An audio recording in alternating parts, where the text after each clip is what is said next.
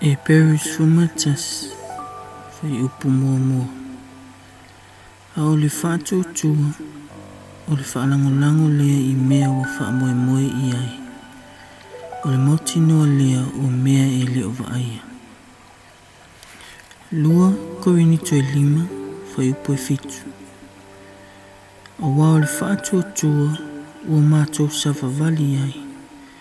A e leo le tino mai o mea. E perus fumatas fai upu e ono. Ale ai fo'i se whātuatua. E le mawhai o na fia mai o ia. A wai tatau I le alu atu I le atua. O na taitonu o lo soifua o ia. O ia fo'i na te tauia mai o e matuasa ili a te ia. Matai o luas fumatas fai upu lua lua. O mea uma fo'i tau te ole mai ai il tatalo.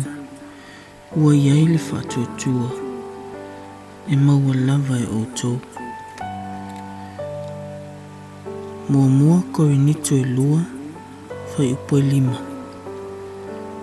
Ai peitai o le whaasino mai o le nganga marimana.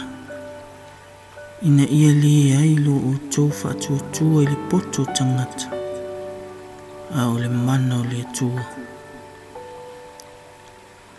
Mua Korinito 11 fai upu sfumatolo. Ina matala ia o tau. Ia o tau tu mau I le whātuatua. Ia o tau whātamatani. Ia whaamalolosi o tau.